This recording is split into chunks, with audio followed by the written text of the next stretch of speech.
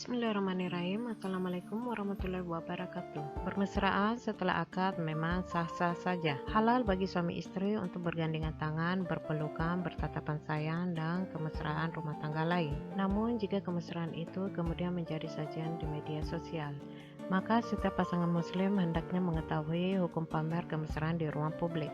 Saat ini cukup banyak akun media sosial yang menampakkan kemesraan bersama pasangan melalui foto ataupun video. Namun ingatlah bahwa ada adab yang begitu agung dalam syariat Rasulullah. Karena itu pamer kemesraan pun memiliki banyak pertimbangan hukum sebagai berikut. Yang pertama, menghindari kawarim al-muru'ah. Kawarim al-muru'ah ialah segala perbuatan yang dapat menjatuhkan martabat, citra, kehormatan, dan wibawa seseorang. Rasulullah mengajarkan umat beliau untuk menghindarinya. Karena itulah agama ini mensyariatkan adanya adab mulia dan akhlakul karimah. Rasulullah dan generasi awal umat Islam merupakan orang-orang yang sangat bersih dari kawarim al-muru'ah. Bahkan dalam mengambil ilmu, terutama hadis dan fikih, seseorang yang pernah tercoreng kawarim al-muru'ah tak bisa diambil riwayatnya. Hal ini menunjukkan betapa Islam sangat menjunjung tinggi adab dan akhlak yang baik. Lalu, apa kaitannya dengan bermesraan di ranah publik? Termasuk bagian dari menjaga muru'ah atau martabat dan wibawa diri ialah dengan tidak mengumbar kemesraan rumah tangga di hadapan khalayak, termasuk media sosial. Dalam kitab Al-Midhaj, An-Nawawi menyebutkan sederet perbuatan yang menjatuhkan martabat seorang muslim. Salah satu perbuatan itu ialah mencium istri di ruang publik. Demikian pula fatwa Syekh Muhammad bin Ibrahim yang menyatakan bahwa tidak bolehnya seorang muslim mencium istri dan perbuatan kemesraan lain di depan umum. Sebagian orang di antara sikap kurang baik dalam bergaul dengan istri, terkadang dia mencium istrinya di depan banyak orang atau semacamnya. Dan ini tidak boleh. Kita berlindung kepada Allah dari dampak buruknya. Demikian fatwa Sang Mufti Saudi. Yang kedua, malu adalah konsekuensi iman. Dari Abu Hurairah radhiyallahu anhu, Rasulullah shallallahu alaihi wasallam bersabda, iman itu ada 70 sekian cabang. Rasa malu adalah salah satu cabang dari iman. Nabiullah juga mengajarkan umatnya untuk memiliki rasa malu, bahkan malu adalah bagian dari iman. Siapa yang mengaku beriman kepada Allah dan Rasul-Nya, maka ia harusnya memiliki rasa malu di dalam dirinya.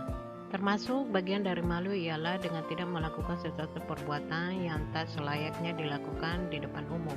Termasuk bagian dari malu ialah dengan tidak pamer kemesraan di hadapan publik dan media sosial. Termasuk bagian dari rasa malu pula yaitu dengan tidak mengumbar romantisme yang seharusnya hanya dilakukan di dalam rumah. Berhati-hatilah, seseorang yang gemar mengumbar kemesraan suami istri akan kehilangan rasa malu sekaligus muru'ahnya. Padahal malu adalah bagian dari iman dan muru'ah harus dijaga dengan adab dan akhlak. 2 poin di atas hanyalah berdampak bagi diri sendiri. Masih ada 1 poin lagi terkait hukum suami istri mengumbar kemesraan di depan publik. 1 poin tersebut bahkan bukan hanya mempertimbangkan dampak bagi pelaku, melainkan membahayakan orang lain, yakni memicu orang lain yang melihat kemesraan itu untuk melakukan perbuatan maksiat. Nauzubillah. Yang ketiga, menjadi penyebab orang lain melakukan maksiat. Mengunggah foto ataupun video kemesraan dengan pasangan mungkin dianggap sepele. Namun ada saatnya perbuatan sepele itu dapat mengundang dosa dan maksiat.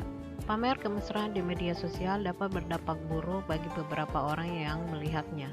Sebut saja seorang pria yang sangat ingin menikah namun tak memiliki kemampuan. Ia kemudian melihat kemesraan suami istri di media sosial. Jika pria itu beriman, mungkin ia selamat dengan beristighfar ataupun berpuasa.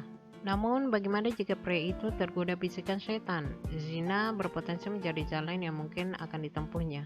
Kasus lain, seorang wanita telah menanti jodoh puluhan tahun lamanya namun tak kunjung tiba. Ia kemudian melihat kemesraan temannya yang telah berumah tangga. Bagaimana perasaan si wanita? Baper adalah perkara ringan. Bisa saja ia kemudian menjadi iri, dengki, dan mengharapkan keburukan bagi temannya. Bahkan bisa saja terjadi si wanita akan meragukan dan mempertanyakan takdir. Ingatlah sabda Rasulullah, barang siapa yang mengajak kepada sebuah kesesatan, maka dia mendapatkan dosa seperti dosa setiap orang yang mengikutinya, tanpa mengurangi dosa mereka sedikit pun. Nauzubillah, hanya karena satu foto, seseorang menjerumuskan orang lain ke dalam maksiat. Hanya karena satu video, ia menanggung dosa orang lain di area akhir. Padahal yang dilakukan hanyalah bermesraan yang halal dilakukan pasangan suami istri. Namun yang salah hanyalah karena mengumbarnya di hadapan publik. Subhanallah, kita berlindung kepada Allah dari perkara demikian. Semoga video ini bermanfaat. Terima kasih, sampai jumpa di video selanjutnya. Wassalamualaikum warahmatullahi wabarakatuh.